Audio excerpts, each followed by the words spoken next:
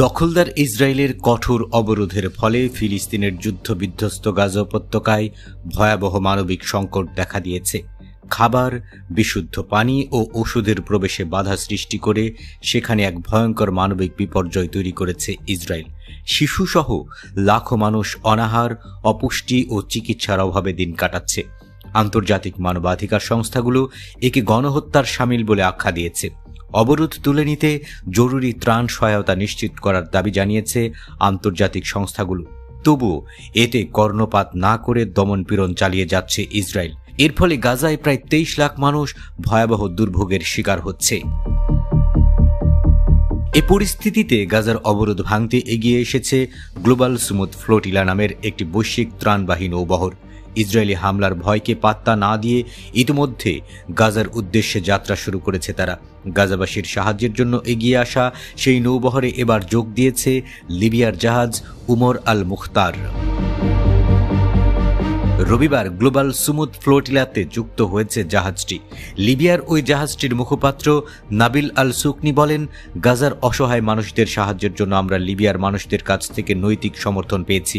আমরা এখন আমাদের সমস্ত সরঞ্জাম নিয়ে সম্পূর্ণ প্রস্তুত।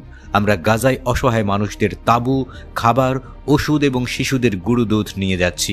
গাজার উদ্দেশ্যে যাত্রা করা লিবিয়ার এই জাহাজে দেশটির সাবেক প্রধানমন্ত্রী উমর আল হাশিও রয়েছেন। এছাড়া গাজার আহতদের চিকিৎসা দেওয়ার জন্য জাহাজটিতে একটি নিবিড় পরিচর্যা ইউনিট বা আইসিইউ বসানো হয়েছে। গাজায় পৌঁছানোর পর গুরুতর আহত মানুষদের এখানে ফ্রিতে চিকিৎসা দেওয়া হবে। লিবিয়ার ওই জাহাজে থাকা চিকিৎসক আব্দুল রহমান হুমাইদ বলেন, আমাদের জাহাজে একটি মেডিকেল টিম রয়েছে। আমরা প্রয়োজনীয় সরঞ্জাম ও ওষুধ নিয়ে গাজার উদ্দেশ্যে রওনা দিয়েছি। আমরা গাজার আহত মানুষদের জন্য এই জাহাজে সব সুবিধা সম্পন্ন অস্থায়ী একটি আইসিইউ বসিয়েছি। সম্প্রতি গাজা শহরে হামলার তীব্রতা বাড়িয়েছে ইসরায়েলি সেনারা। এতে করে সেখানে আটকে পড়া দুর্ভিক্ষপীড়িত মানুষের জীবনে আরও অন্ধকার নেমে এসেছে।